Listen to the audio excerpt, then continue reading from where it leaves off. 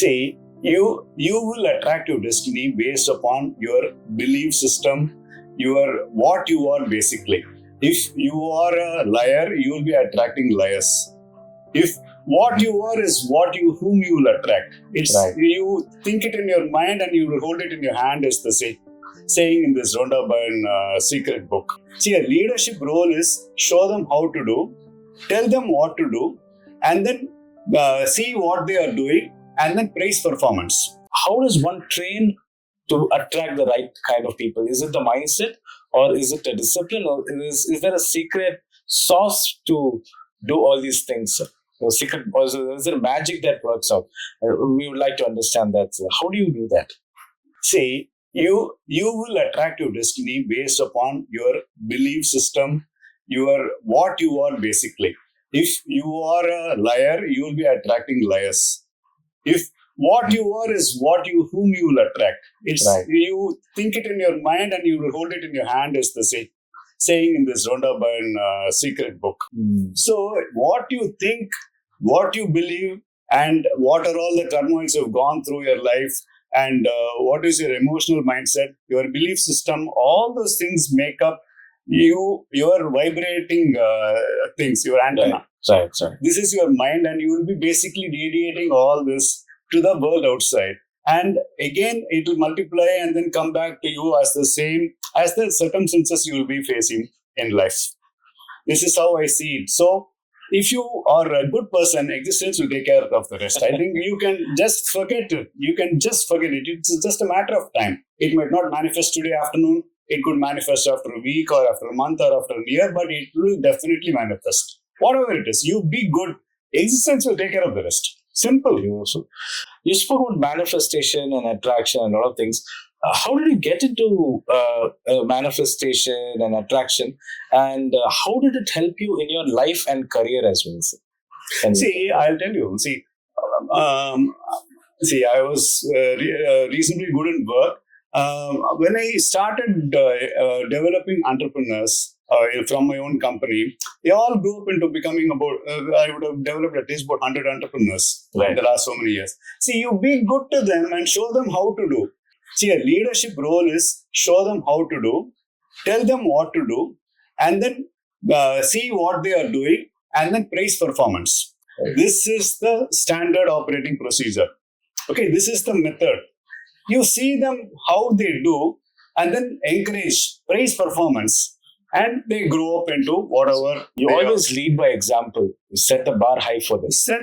They will set their own bar. We can just show them the way and show them the direction, as in the Bruce Lee's picture, in the Enter the Dragon. He will show the finger. This youngster will look at the finger. Right. You don't only look at the finger, you see beyond. From there you take it, because it's your thirst, your hunger, your appetite. That's what will take you to wherever you want to go. Beautiful. I also noticed, just on a lighter note, that you were quite active in athletics and sports early on in life. You also told that I was more of a manager. I was trying to understand that because somebody who's very athletic, why did you call yourself a manager? I know it's a deviation, but we would like to understand why you call yourself a manager rather than actually pursuing an athletic journey or something. No. I was not too much into that. I knew my strengths, and I thought I was not very curtailed for professional things and all, because I had to go into some kind of a work, and I know how much of time W.V. Raman or L. Ramakrishna devoted to cricket, because that is the bread for them. I decided this is not my line, and this is not going to be my bread and butter. I used to be with them. I was a cheerleader for them. They call me a manager, because just to sophisticated way of calling a cheerleader, you tell them a manager. I think that is a reasonably good. The cheerleader means you'll see this. I understand. It's kind of become like a murky term. But yeah, because I was just curious, probably they identified that, you are an asset, you come there, you motivate them, give them company. So it's my presence only. I was not good in telling them what to do and all. I am not there. I was not there. But my presence was there to encourage them and say, you can do it. You can do it. You can score that 25 runs, or you can get the 3 wickets or something like that. I used to tell them. That is something, because there is a lot of difference in age as far as me and W.V. Raman are concerned or something. I used to tell them, and they are very good. They are very good. What can I do? I can just motivate them. Cricketing and all, schools and all, I am nowhere there. Hardly there. Absolutely. No, I was just inquisitive because you use the term managers. I was just trying to understand what was the standpoint. See, it's a different scenario. Management is different. Leadership is different. Leadership determines where you want to go. Manager will set the path, like navigator and things like that, administration, all that kind of thing. Exactly, because that is different. Management is different. Leadership is different. Leadership will decide where to go, your mission, all those things, the vision, the mission, all those things are set by the leader.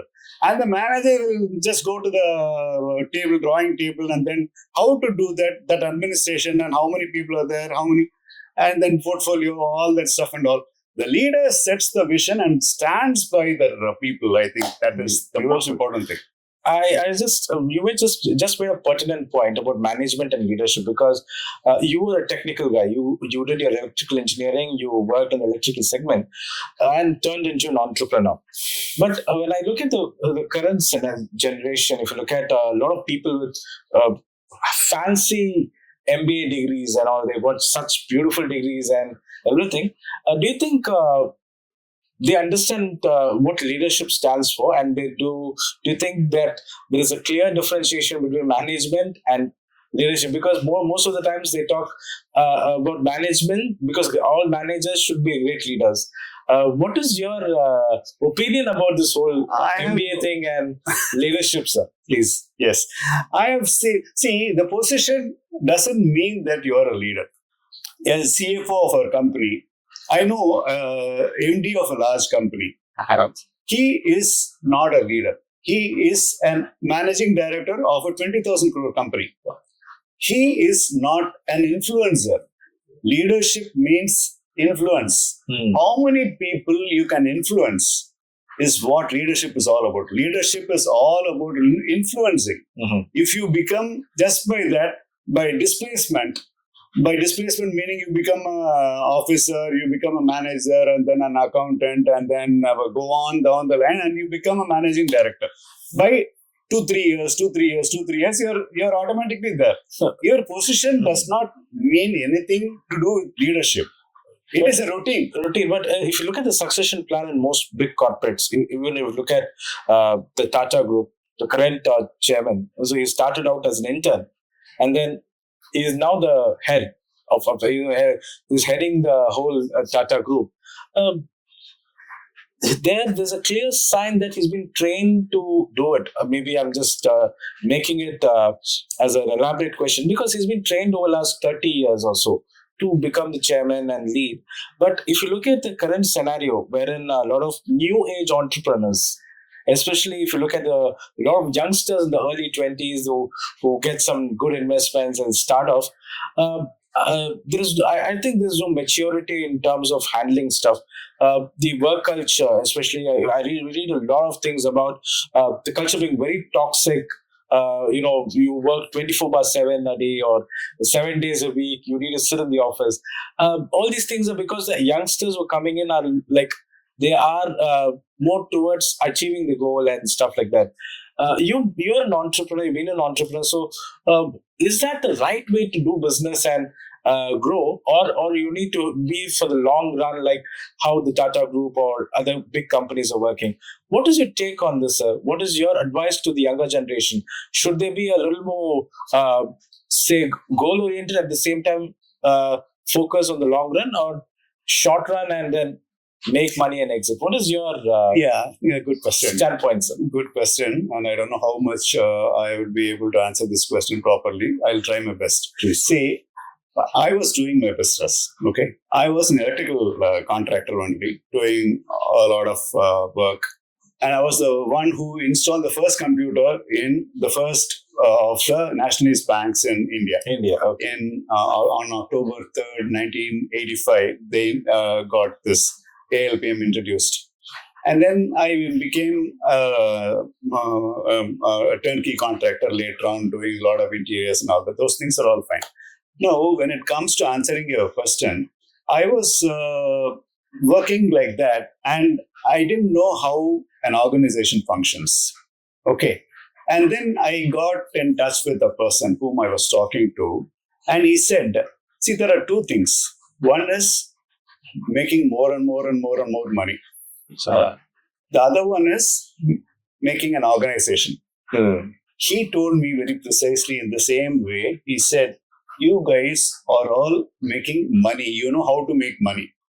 Yes, of course. I agree to that fully, because I endorsed his thing very nicely, because I haven't seen a small entrepreneur at work. At that time, I'm talking about, say, about 40 years ago. I didn't know what it means to even make a quotation or write a bill. I didn't know anything. I wrote my first quotation. I didn't know how to write a quotation. I didn't know how to write a letter. So those things, when I slowly learned, well, I'm just learning, and you just put somebody into the water and he has to learn swimming. That's the way I was. Because I didn't work in a small company. But people here down the line, nowadays people know so much. They take training or get themselves employed in a IT firm, and they are good in some coding or this or that. And they have some skills, they have some contacts, they have the confidence that father's money is there. So with all that, they can start anything. So there's another way of looking at it. You run an organization. An organization like Tata's or Reliance or something, they are so thin. Their base is very strong because they were building on values, trust, values, all those things. And then slowly they built it up. And it is so many years down the line. Now we see Tata as, or L&T as about 150,000 crore turnover, like that they do. So there are two ways. One is people who are in this present scenario, they see only money. Most of them, at least 90% of them, see only money as the goal. How much turnover did you do? How much turnover did you do? No, I have the satisfaction of them saying that I have created 100 entrepreneurs. What can you tell about it? You can't tell anything. I have created 435 people out of nothing. They were all 8 standard fail, 9 standard fail, 10 standard fail, like that. In the Theosophical Society, when they pass in the vocational training center, which where I was a director there and that. So there, we had people coming into a place where we conducted workshops or a program wherein they learn spoken English and then basic computers and then etiquette and then punctuality and all that life-oriented skills. And then I was able to handle 435 people, me and another NGO. Me means I represent the Theosophical Society. Right. Me means I'm not Kumar. I'm talking on behalf of the Theosophical Society. They had such a lofty thing. And that NGO also helped in making some 435 people getting a job, a 5-figure salary also. Or 8 standard fail and all that. So these are all something which you can actually, end of the day, if you are fulfilled, you are a successful person. If you are fulfilled, you are a contented person. That fulfillment, just because my neighbor has bought an Audi car, I should not buy another Audi car or whatever higher range of cars of that. You should not do that. You should do what you know best. If you are inclined to make money, but let other people also make money. Part with your money. I know people who are so selfish. They earn money for themselves, but when it comes to paying, they won't pay anything. That is anywhere. So, that's true. I'm going to answer a question shortly. There are two ways of looking at it. One is making money. The other one is making an organization. These two things will have to merge at some point, and it should always be a win-win situation, is how I will summarize your question. Beautiful, sir. You said there's a point at which it's going to merge. Correct. In your life, when did that happen? So, like, when did you see, okay, now I need to align my thoughts, merge into one. I want to build entrepreneur. Like you said, you created 100 entrepreneurs or 400 entrepreneurs. So let's talk about that. When was that point when you realized that, okay, now I need to focus on giving back or starting to train people on entrepreneurship? When did that point happen in your lives? No, entrepreneurship happens on the job only, because you know what? every day in the morning at 9 o'clock, I am extremely punctual. I have not missed an appointment. Very hardly, one or two times only I might have missed. That 9 o'clock means 9 o'clock. It's not 9:1 or 9:2 like that. I'm there at 8:55 or 8:59 maximum. So that one point is directly I'm walking the talk. So people have to come at 9 o'clock to my office, and every day we have a half an hour session, half an hour as to get the feedback and the way forward for that particular day and for the month ahead or for the week ahead or whatever. So for me to impart those skills, what I've learned over the last, say, about so many years, I have trained my people to be punctual, number one, and to be value oriented, and then trust oriented, integrity oriented, truthfulness oriented, punctuality oriented. All those values I imparted to those people, and these were the main takeaways. Skills anybody can learn. Any electrical, there are hardly four things there. One phase, one neutral. As Vamsi is also an electrical engineer, he might very well agree with me that there are hardly four things in electrical, four or five things. Phase, three phases, one neutral, one earthing. I think that's about it. You go through combinations of transformers and step up and step down and all that. So those values and these two wires should not touch, and then it should be grounded, it should be earth, it should be all that stuff is all so easy for people to learn from electrical point of view, electrical engineering point of view. But what I have imparted to them is all the soft skills and the EQ, emotional quotient, which is so much lacking in today's scenario. I teach them to be patient. I teach them not to get angry. I teach them to be very kind with all the clients, because the client needs immediately, and the way you answer, the way you take it forward in a smiling way, taking all the abuses or taking all the hardships of the customers, which are all passed on to our contracting company. All that, I think these are all the things which I taught them to become an entrepreneur. Not entrepreneurship doesn't mean that you go into the skill development kind of a thing. That is totally an altogether different area. Entrepreneurship is all teaching all the basic fundamental values which are used whether you are in the electrical side or whether you become a doctor or whether any line for that matter. These are all fundamental skills. These are all life skills where one you should really adopt to be successful in life. I think these are all the things like perseverance, patience, tolerance, and then working hard, being punctual, showing courtesy to other people, being kind, showing integrity, all those things, and walking the talk. I think if you're punctual and if you're a good guy, I think everything, existence will take care of the rest. See, these are all the things which I taught to those people, and every day, half an hour, for so many years, I've been doing this thing, and then people have imbibed a lot of things. And in fact, I was very proud to learn when I called my electrician, who was my electrician for a long time. I called him over after I quit my business. I called him over, and he came on the dot at say some appointed time. I told him, he was on the dot. Sir, you only taught me to be punctual, sir. So everywhere I go, I am very punctual, sir. And this punctuality thing alone has helped me do so many things. And my children are also punctual. I was so happy to hear that.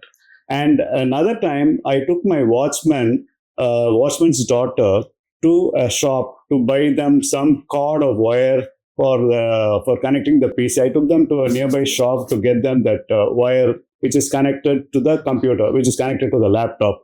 And then I paid the money. It cost about 2,500 rupees or something. I paid the money, and I came back after paying the money without saying thank you. Normally, I say thank you to every person, whomever I correspond with, whomever I talk to. I exchange this simple pleasantries, courtesies like say thank you, like that. So I didn't say that. That girl went and said thank you to that person and then came out.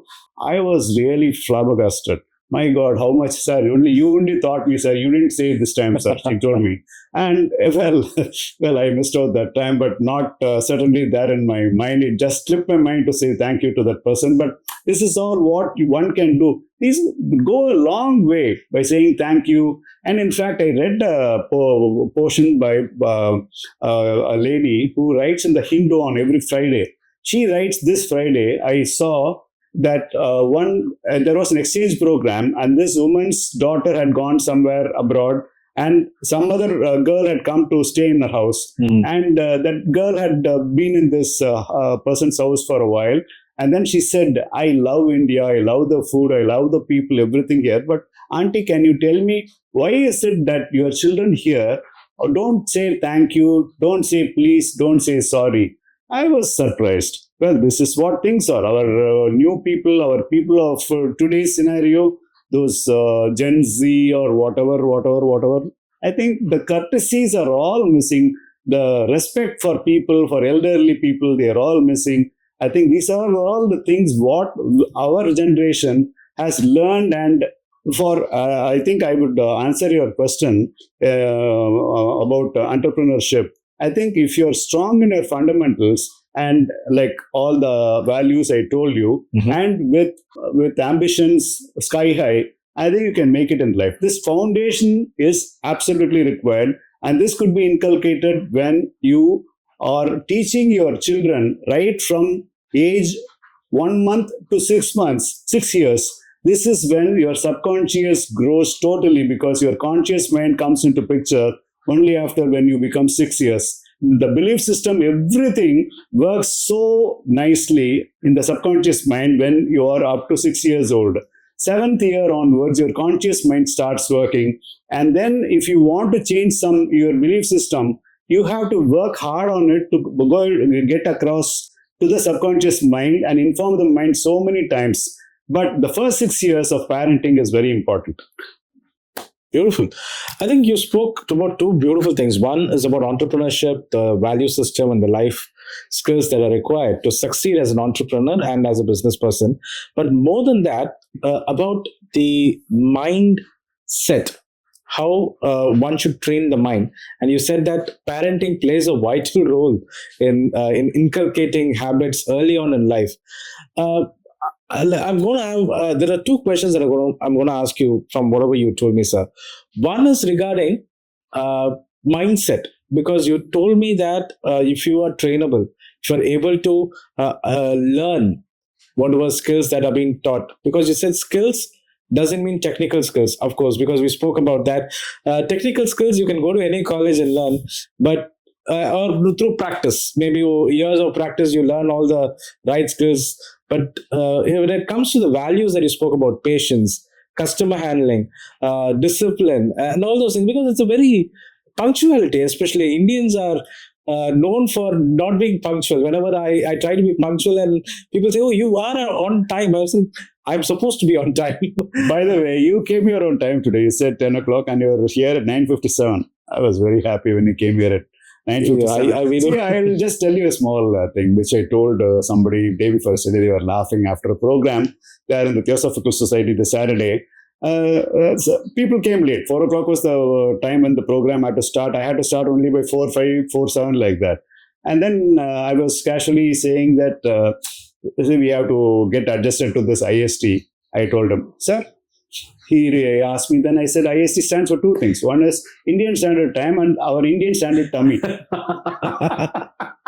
True. We have a small belly. It's it's because of so many reasons. Absolutely. No, I do agree, because on a lighter note, that is true. Indians are supposed to, and when somebody goes overboard and tries to maintain that time, when people see us, oh, this guy maintains time, and that is going to be, of course, because people would have been amazed, especially to see somebody doing things on time, especially in our Indian context. And you also rightly pointed out about the Gen Z issues. Like, see, I was born in the 80s. I'm 80s born, and I've been let's say that I did my schooling in the 90s. So for me, of course, it's an entirely different scenario. I've seen the evolution, but for you, sir, especially when it comes to all these new age people, children, a lot of these things, even I feel a little offended when I say that, hey, these guys are like that. I was like, oh my God, these guys are not teachable, or they're not learning the right values. They're very fast. I remember I also asked you about the marathon and the short term.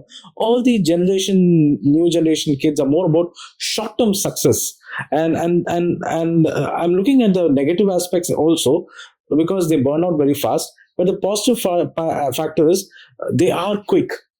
the decision making, I think, is quicker. In your opinion, sir, because I feel that you also took some nice decisions with regards to business and stuff, because you said, okay, this is my value system. My decision is based on this value system.